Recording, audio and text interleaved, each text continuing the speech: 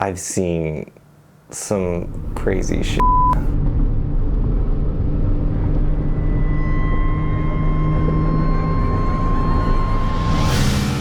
So this will be a short video about how to shoot driving videos for Bring a Trailer with a GoPro. There's nothing creative about this. I'm not showing you how to get cinematic footage. This is just practical advice for shooting a driving video that hopefully won't upset people in the comments on Bring a Trailer.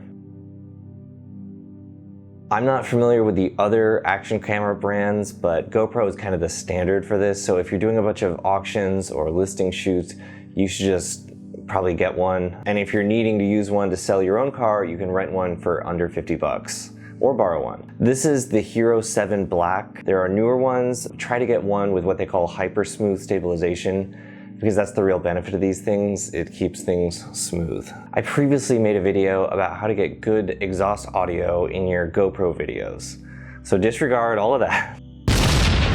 For Bring a Trailer, we want to record from inside the car and capture the sound from the cabin. Doing all that stuff to mic up the exhaust is not worth the trouble or the time.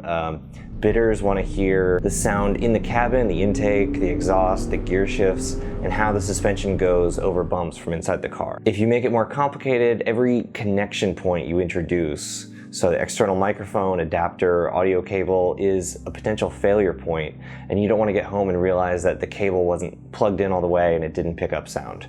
I'm using only the GoPro in this suction cup mount, which I stick to the passenger side window. It's angled to show the view out the windshield, but also the steering wheel and some shifting. The sound is from the built-in microphone, and make sure you keep the windows closed so you don't get wind noise. If it's a convertible, keep the top up. If the car doesn't have a roof at all, then you'll need to get some more gear, but that's pretty rare. Driving is where all the mistakes happen. In these videos, your behavior behind the wheel is being evaluated just as much as the car is. Here's some things that you should just try to be conscious of. If I'm doing this for a client, I set up the camera and I send them on their way. But so many times I go and I look at the footage later and I think like, oh, I would have not even thought to tell someone not to do this. So here are the things not to do. I'm doing them in a car I'm very unfamiliar with, and I'm doing this to protect the identities of the people that I have recorded. Do not look at your phone. Don't even have it out. Just keep it in your pocket for the whole drive. Unless you are currently shifting, do not rest your hand on the gear shifter. The commenters will not be happy. Hold the steering wheel with your hands at 9 and 3. I thought this went without saying until I saw someone holding the wheel at 11 and 1 driving a Shelby Cobra. 11 and 1. In a manual car, come to a complete stop before putting it into first gear. I was doing a video in a modern car with modern synchros. It could handle this just fine, but people in the comments said I was abusing the car. Maybe I was. You can easily avoid this whole discussion by just not putting it into first until you're stopped. Don't forget to give it some gas. If traffic allows and it's safe, do some acceleration pulls. People want to hear and see the car being put through its paces.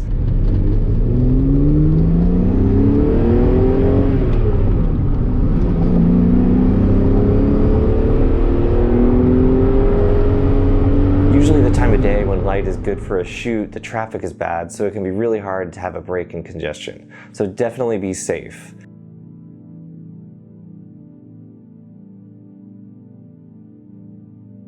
Keep the length under 10 minutes. I don't edit those videos pretty much at all, but I'll cut out the beginning and end so I don't show someone's private residence or something. And I try to cut it so the faster driving is at the beginning of the video right away without a lot of waiting. So those are some easy steps for making a good Bring a Trailer driving video, and some common mistakes that are really easy to avoid.